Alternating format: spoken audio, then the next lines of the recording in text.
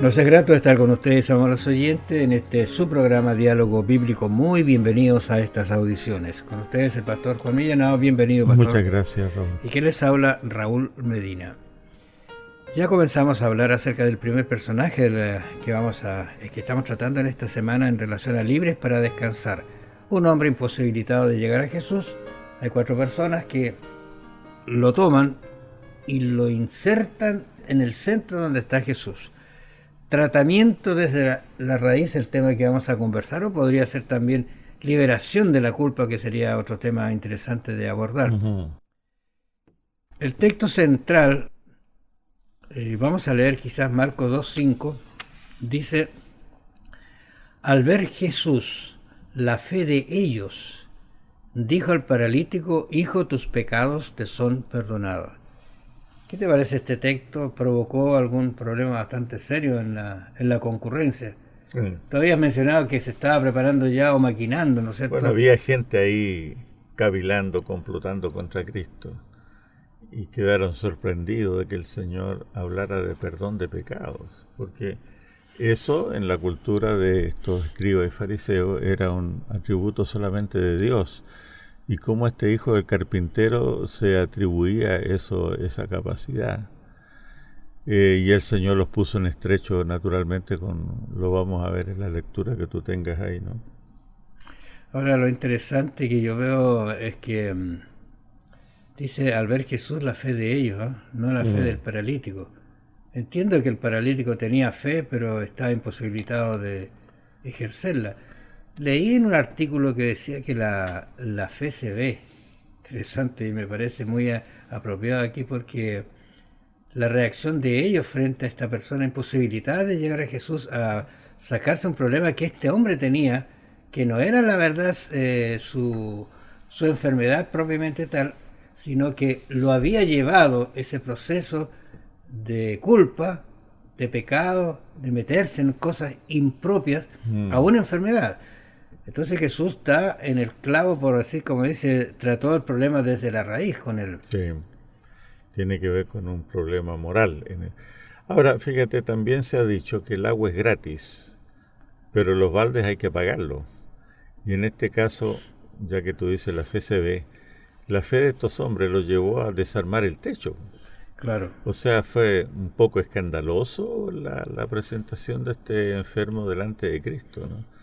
Así que alguien, digamos, la curación es gratis, pero alguien tuvo que pagar la cuenta en términos de reparar el techo, porque no lo dejaron siempre hay un costo de por medio.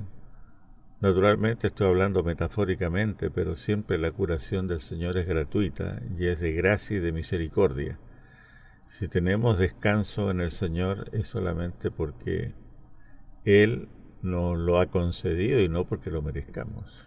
Ahora, lo interesante es que una vez que él se sintió libre de la culpa, que Dios lo perdonaba, porque yo creo que en su pensamiento, sin poder moverse, su mente trabajaba, recordaba los hechos de su vida pasada, y eso lo atormentaba más todavía y más lo enfermaba. Ese es el asunto. Entonces, la idea que se presenta aquí, que a veces nosotros deberíamos, como seres humanos, acercarnos al Señor a pedir perdón por nuestros pecados, pero no decir: Señor, perdona mis pecados, sino perdona tal pecado, esto que hice, esto que cometí, que sea consciente, y sin esperar, efectivamente, quizás esto parezca extraño, pero sin esperar que se sane de la enfermedad, porque podría ser que no te sanes. Mira, se me vino a la mente el caso del hombre que estaba en la cruz, ¿te acuerdas del ladrón bueno? Dicen algunos, ¿no es cierto?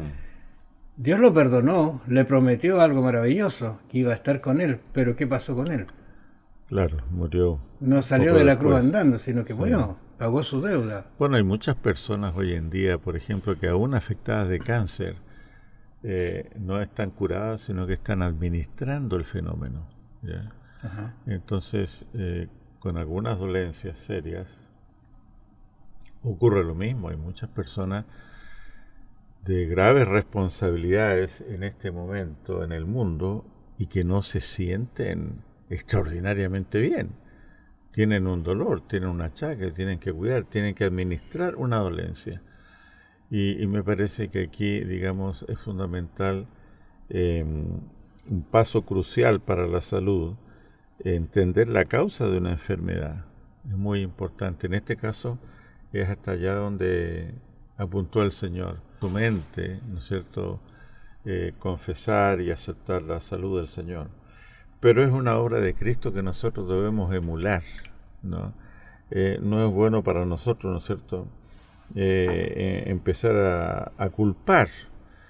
Yo he visto personas que visitan enfermos y empiezan a hablar de sus propios achaques y cómo el Señor los liberó, poniéndose en un pedestal ellos, ¿no es cierto?, y dejando más deprimido al paciente.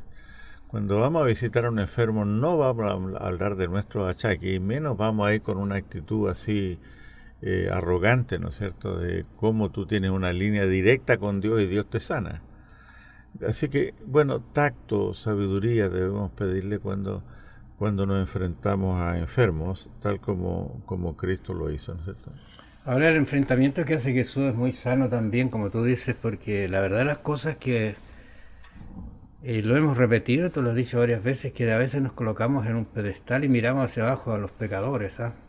Sí. Y Pablo dice, yo soy uno de los primeros. Pero fíjate que aquí en Marcos 2, 8 y 9, aquí aparece Jesús enfrentándolos. Aquí usa Dios su divinidad, pero yo creo que se da cuenta uno cuando alguien está hablando de una situación. Le dice lo siguiente. Marcos 2, 8 al 9 dice, y conociendo luego Jesús en su espíritu que cavilaban de esta manera, dentro de sí mismo, les dijo, ¿por qué caviláis así en vuestros corazones?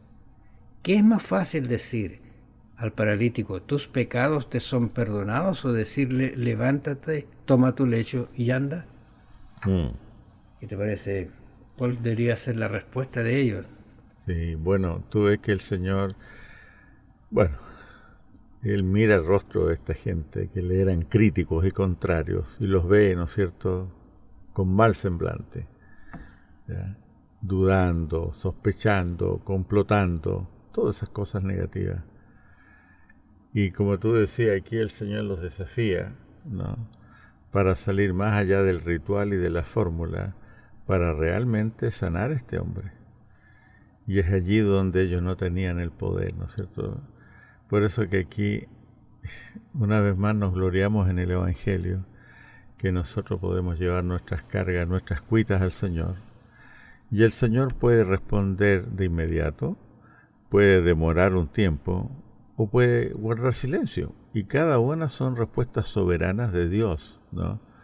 Porque Dios nos conoce desde que fuimos gestados, así que siempre su decisión será justa y siempre apegada a su gracia y misericordia.